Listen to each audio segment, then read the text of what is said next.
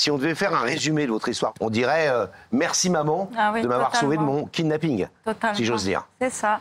En fait, en 2002, nous sommes partis en vacances en Algérie, moi et mon frère. Et au moment du retour, le 2 septembre, en se levant, on a appris qu'on n'allait plus retourner en Belgique, en fait, tout simplement. Et c'est là que ça a commencé. Donc, il a contacté ma mère en lui disant qu'elle ne reverrait plus jamais ses enfants. Il, c'est votre père. Mon papa, c'est ça. Donc votre papa, en fait, et votre maman étaient séparés. Séparés. Votre papa était retourné vivre en Algérie. Votre maman vivait avec vous en Belgique. On était avec elle, on vivait avec elle. Vous partez en vacances. Et là, à la fin des vacances, au lieu de vous renvoyer en Belgique, eh bien, on ne revient plus. Il vous retient. Voilà. Voilà, c'est ça. Vous avez à peine une dizaine d'années tous les deux. C'est ça. Moi, 10 ans et mon frère, 9 ans.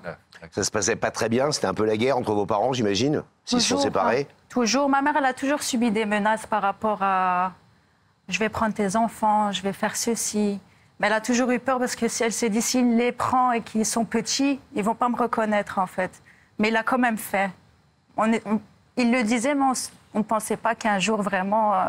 Vous vous souvenez de ce jour où vous étiez parti en vacances avec votre papa, dans un pays que vous aimez, j'imagine, et qui est un très beau pays, et quand on vous a annoncé dans la famille ou votre papa que vous ne preniez pas l'avion pour rentrer? En fait, c'est simple, mon papa n'était pas encore là.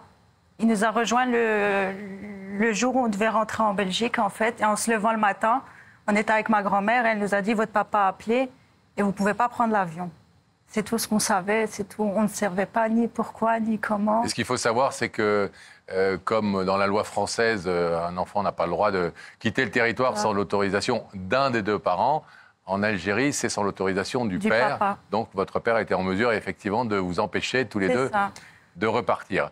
Et là commence ce qu'au cinéma, on a vu, ou dans la littérature, sous le titre « Jamais sans mon fils » ou « Jamais sans ma fille ». Là, c'est « Jamais sans mon fils et ma fille ». C'est ça. C'est-à-dire ce long combat d'une maman pour libérer ses deux enfants, pour vous retrouver. Vous avez toujours, j'imagine, la proximité que vous aviez avec votre frère. Vous avez toujours d'excellents rapports avec lui et tout se passe merveilleusement bien. Nos trois, c'est très fusionnel. Dans la bienveillance, toujours... C'est à la vie et à la mort, si j'ose dire. Ouais, c'est exactement ça. Vous êtes toujours à Bruxelles, toujours. En Belgique. C'est ça. On embrasse nos amis belges qui nous regardent, beaucoup, très nombreux. Et votre maman, elle vit avec vous, elle s'occupe de vous, elle continue évidemment de s'occuper de vous. C'est une mère incroyable et formidable. Jamais. Elle arrête jamais. Elle s'arrête jamais. Toujours aux petits soins. Je t'ai pris ça, n'oublie pas ça, il te manque rien. Tout le temps, tout le temps, tout le temps. Vous avez quel âge aujourd'hui? 32 ans. 32 ans, donc ça fait plus de 20 ans. Ouais. Elle n'est pas encore grand-mère, votre mère? Si. Elle est de vous, de moi. J'ai un garçon de 13 ans. Donc pareil, elle est toujours 13 ans. Très... Ouais. Ah. Ouais. Si vous êtes ici, c'est parce qu'effectivement, on l'a vu dans le sujet, mais vous allez nous le raconter encore un petit peu plus. Sans votre maman, vous seriez resté effectivement toute votre adolescence. On aurait sûrement mal fini. Oui. Pourquoi mal fini? Parce qu'on a vécu des choses dures là-bas. Ça aurait été soit une fugue ou autre, je ne sais pas. Mais ça aurait mal fini, ça c'est certain.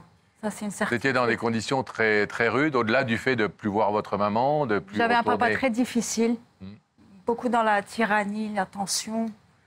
Donc c'est pour ça que je dis, si elle n'était pas venue nous chercher, on ne serait pas du tout là aujourd'hui.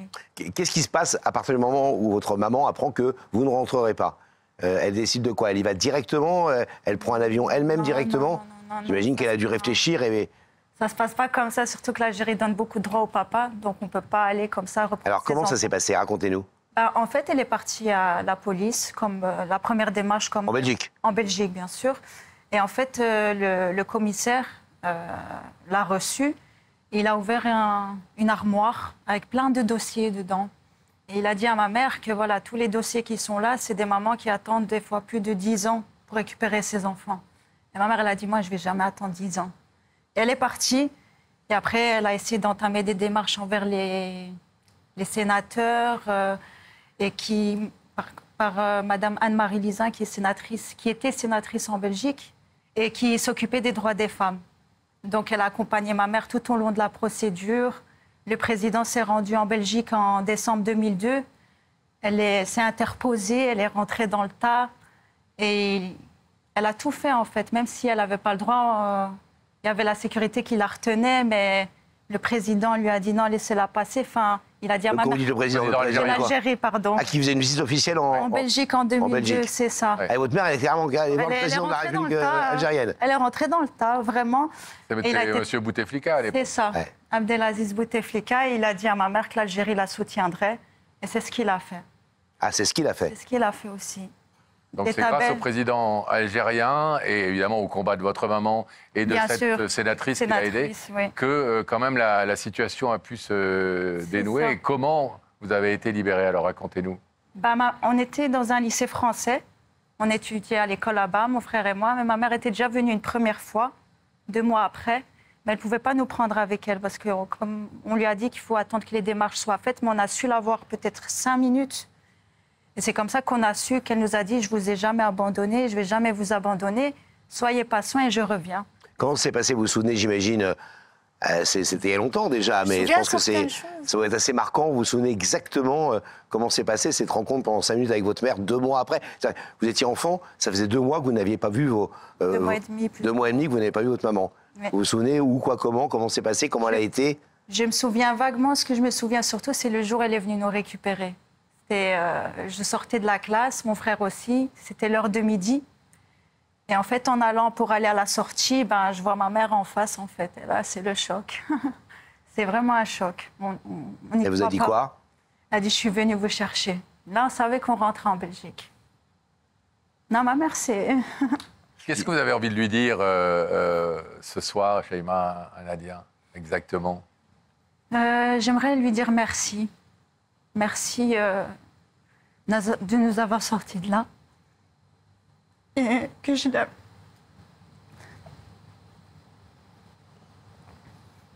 Qui dit maman exceptionnelle dit merci exceptionnel. Voilà, c'est ce que je me suis dit. Et elle le mérite. Et ça restera un souvenir et c'est quelque chose d'unique en fait. Et une façon unique de dire merci. Et que je l'aime. J'imagine, je vais vous poser une question à laquelle on pense tous qu'on a la réponse, mais vous n'avez plus jamais revu papa? Plus jamais? Non. Il n'a pas essayé de vous joindre? Non, moi j'ai essayé, mais je ne l'ai pas retrouvé. Ah, vous avez essayé de le rechercher? Oui, j'ai essayé. Ah, classe. Smart. Et vous êtes retourné quand même en Algérie? Attends, j'ai juste une dernière question. Avant que tu dises ça. Oui, mais je pense que oui, mais attends. Parce que Pascal, il adore l'Algérie. C'est un pays de cœur parce qu'il a été marié avec une Algérienne très longtemps, et on l'embrasse d'ailleurs, etc. Mais votre père, quand vous étiez à Bruxelles, etc., vous l'aimiez? Bien sûr. Et il se conduisait bien avec vous? Il était un peu dur, un peu machin, vous le disiez? Mon père, c'était un autre level. Mon père, c'était quelqu'un, comment je vais expliquer, de tyrannique. De très tyrannique avec nous, avec ma mère. On faisait attention à nos mots, on faisait attention à nos gestes, on faisait attention à... On ne pouvait pas bouger, pas regarder la télé. Enfin, on était vraiment dans un... Alors, vous allez pouvoir, dans quelques petits instants, remercier enfin, comme vous le souhaitez, cette maman formidable. Bon courage. Elle ne s'attend pas du tout que c'est moi. Elle s'attend, oui. Elle pense à quelque chose, elle vous a parlé... Elle dit peut-être c'est mon père, mais si c'est lui, je prends mes affaires, je pars. Elle pensait... Elle pensait que c'était qui? Mon papa. Ah, votre papa, qui viendrait la reconquérir? Non, peut-être demander pardon. Ah, d'accord. Ou, moi, je lui ai dit peut-être c'est le travail, ou une ancienne collègue. Elle fait quoi, votre mère, dans le secrétaire de direction. Bon. Okay. Mais moi, elle s'y attend pas. Bon, on va continuer à brouiller les pistes. Vous savez que Laurent adore ça. Il va lui faire croire que vous êtes un... C'est ce que je veux, hein. Un homme, un grand blond, je ne sais quoi. Le rideau se referme et on rétablit la connexion avec la loge de Rebecca. Merci à nos amis de la régie, à Franck Broca. Toujours bien accompagné? Toujours, Nadia n'est pas partie. En fait, Nadia, elle a assez envie de vous retrouver tous les deux. Ouais. Pas forcément la personne qui est derrière le rideau, puisqu'elle ne sait pas qui c'est. Mais vous, elle a très envie de vous voir. On la comprend, on la comprend. Vous voulez dire que parmi les 3 hommes qui sont sur le plateau, il y en a 2 qu'elle a envie de voir et 1 moins? C'est à peu près ce que j'avais envie de dire. Normalement, on ne dit pas, Laurent, homme, femme. Oui, pardon. Bon, comme moi, je ne sais pas, quoi qu'il en soit, elle va déjà en rejoindre 2, et pas des moindres. Oui. Donc, je vais vous demander de vous lever. Vous allez suivre Sam, et la vérité est au bout du couloir.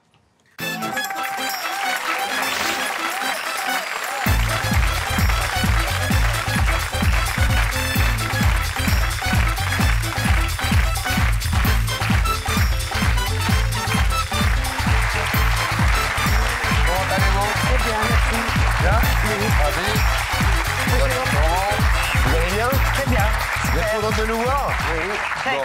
Enfin. Asseyez-vous. Asseyez-vous, Nadia. Merci. Comment ça va, Nadia? Ça va très bien. Vous avez toujours vécu en Belgique? Oui, Toujours. Toujours. C'est votre pays, de cœur. c'est l'Algérie. Mais C'est votre deuxième pays, voilà, de cœur. tout à fait. Bon. Vous vivez où exactement en Belgique? À Bruxelles. À Bruxelles même? Oui. D'accord. Alors, vous avez aucune idée de l'identité de l'homme, de la personne qui se trouve de l'autre côté du rideau? Ok. Non, Non? non. Vous regardez souvent l'émission? C'est quoi les séquences que vous préférez dans cette émission? Les déclarations d'amour, les retrouvailles? Non, quand ils disent qu'on n'ouvre pas le rideau. Vous Ah ouais. préférez quand on n'ouvre pas le rideau?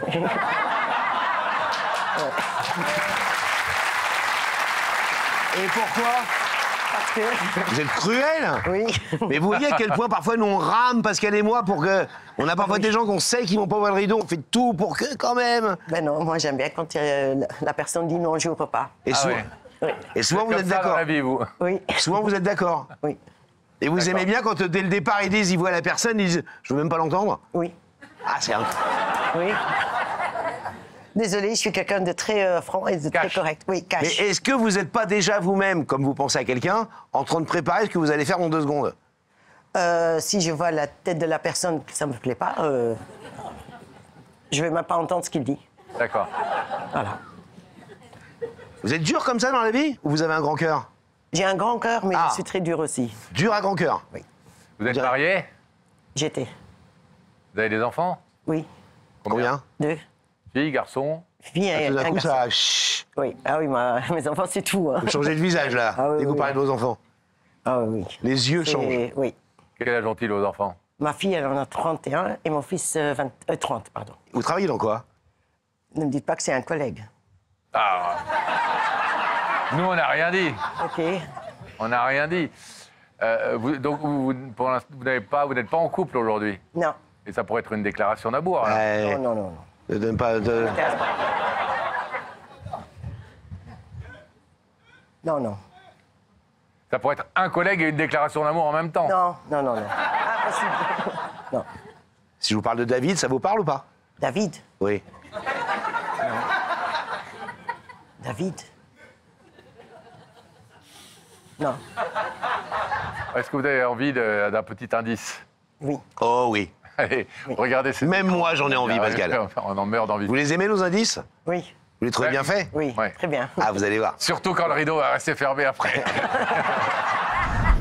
Jusqu'où tu es prête à aller par amour? Jusqu'où êtes-vous prête à aller par amour? Ben, par amour pour mes enfants, j'irai jusqu'au bout. Jusqu'au bout. Oui. C'est loin? Ah oui. Ah oui, oui, ça. Il n'y a rien qui compte plus à vos yeux. Ah oui. Un deuxième indice? Oui. Je ne te connais pas vraiment, toi, mais il paraît que tu es du genre têtu. Tu es du genre têtu. Oui. Têtu, vous êtes têtu? Non. Je Regarde. suis. Zen. Zen, décroisez les bras. Voilà. Tout va Vous bien êtes se têtu? passer. Quand vous voulez un truc, vous l'avez? Non. Quand vous pouvez. Quand je veux quelque chose, je me bats pour. Ouais. Vous pouvez déplacer des montagnes, Ah oui. de l'Atlas. Oui. Est-ce qu'on découvre, Nadia, l'identité de ce beau brun qui... Allez. On ouvre les écrans sur l'autre côté du plateau. Oui. La regardez là-haut.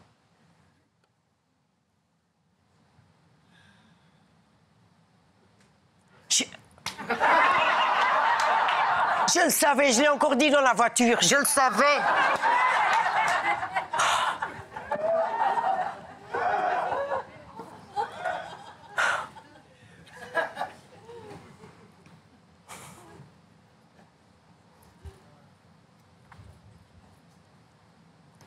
C'est pas papa. Heureusement.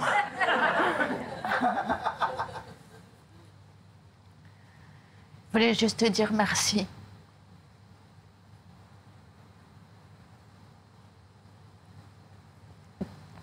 Merci pour que tu t'es toujours battu pour nous. Tu es venu nous chercher. Et c'est un message de la part de Amine et moi. Tu nous as sauvé la vie. Tu t'es toujours battue, déterminée, tout le temps bienveillante avec nous. Encore aujourd'hui. Tu es une maman en or. Et on te sera éternellement reconnaissante. Moi et Amine, pour tout ce que tu as subi, enduré, toutes ces années. Et sache que notre priorité aujourd'hui, c'est juste ton sourire. Que tu sois bien. Et que tu es la meilleure maman qui existe au monde. Et je t'aime et on t'aime très fort. Et tu dois jamais, jamais, jamais oublier ça. Et c'est pour ça qu'on a voulu le faire sur un plateau. C'est pas commun, mais tu le mérites. Et comme j'ai dit à Pascal, à Laurent, pour une maman exceptionnelle, c'est un merci exceptionnel aussi. Donc voilà, je t'aime. Merci. J'ouvre le rideau. Ah bah.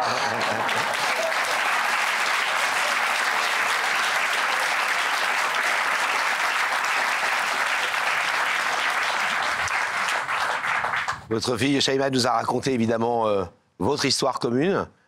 J'imagine que ça reste gravé dans votre mémoire et que ces moments un peu compliqués que vous avez vécu, passés, etc.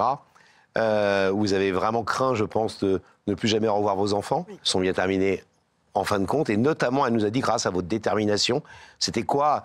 J'imagine que vous vous souvenez très bien de cette période où vous étiez sans vos enfants. Oui. Qu'est-ce qui vous motivait chaque matin? Qu'est-ce que vous disiez chaque matin? Je ne la reverrai plus? Ou quoi qu'il arrive, je la reverrai? Non, je me disais tous les jours, je ferais tout pour les récupérer. Je ne pouvais pas laisser mes enfants là-bas, c'était impossible. Ma vie, c'est eux. Et quitte à moi-même perdre ma vie pour eux, j'étais prête. Mais vraiment. Et j'ai tout fait pour les ramener et voilà. Ça m'a pris 4 mois et demi de souffrance, vraiment. Et voilà, finalement, j'ai pu les ramener. Je ne savais pas où ils étaient au début. Enfin, la pire chose qu'on peut faire à une mère, c'est lui enlever ses enfants. Et ça, c'est vraiment une histoire très douloureuse pour moi. Est-ce que vous vous souvenez encore de la vitesse à laquelle battait votre cœur quand vous êtes trouvé dans ce petit couloir du lycée français où ils étaient, de l'école française où ils étaient, et que vous les avez vus arriver, et que vous leur avez dit... À l'heure du midi, ils sortaient des cours? Je vous ramène en Belgique. Oui, tout à fait. Vous avez encore cette image oui, gravée? Oui, c'est gravé dans ma mémoire, ça, je ne pourrais jamais oublier, jamais, jamais. Pareil que vous avez déplacé les montagnes, parce qu'elle disait tout à l'heure. Oui. Mais vous avez même rencontré le président Bouteflika? Oui. Il vous a dit quoi? Il a été sympa? Oui, très, très. Chaleureux et tout? Oui. Bah, il ne savait pas que j'étais là. Hein. Oui. Et alors? Je savais qu'il allait venir, j'étais au Sénat. Et comme je vous dis, je suis quelqu'un de très têtu et déterminé. Donc je me suis mise derrière et dès qu'il s'est approché, j'ai sauté. J'étais droit devant lui. Je lui ai dit, je lui ai raconté ce qui m'est arrivé et que s'il pouvait m'aider à récupérer mes enfants. Et il l'a fait? Il a dit, quand vous venez en Algérie, la loi algérienne s'appliquera aussi pour vous. Et effectivement, donc j'avais pris les enfants de l'école. On est parti directement à l'aéroport. Et là, on n'a pas voulu me... Enfin, moi, je pouvais passer, mais les enfants pas. Et j'ai dit non. S'ils ne passent pas, moi, je reste ici avec eux. Je ne partirai pas sans les enfants. Et puis, donc, je me suis souvenu de ce qu'il a dit le président. Et finalement, on avait téléphoné au cabinet du président. Et le président, il a donné ordre donc, au pilote de ne pas partir avant qu'on soit dans l'avion, moi et les enfants. Ah, mais quand même, il a vraiment tenu parole, quoi. Oui. Oui.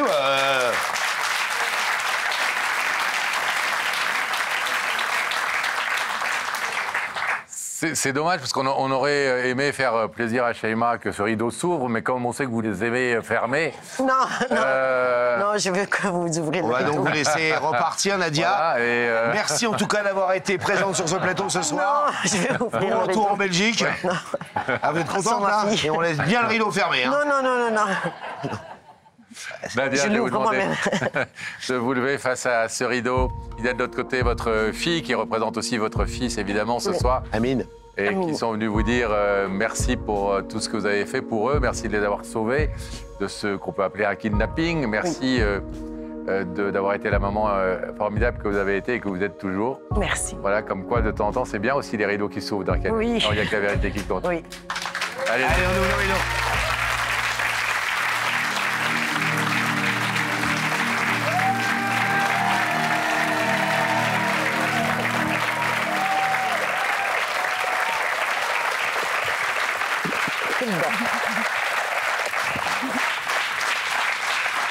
c'est mieux qu'un collègue finalement. Ah oui. Ouais. On sait de qui vous tenez vos yeux, vous, hein. Ouais. Bon, fier de votre fille? Très. Fier de votre fils? Oui. Qu'on regarde, il est là dans les coulisses? Non, ou il n'est pas là. Bon, il est au travail. Il est au travail, on le salue. À cette heure-là? Ah ouais. Oui. Il y en a qui travaillent. Oui, hein. c'est vrai, c'est vrai. Là, Toi, tu t'amuses, mais il y en a qui travaillent. on l'embrasse, Amine, et en tout cas, on espère qu'il est ému ce soir de voir en son nom, et vous l'avez cité plusieurs fois, ce remerciement que vous avez fait à votre maman, à votre belle maman. Merci. Bravo pour ce bel exemple.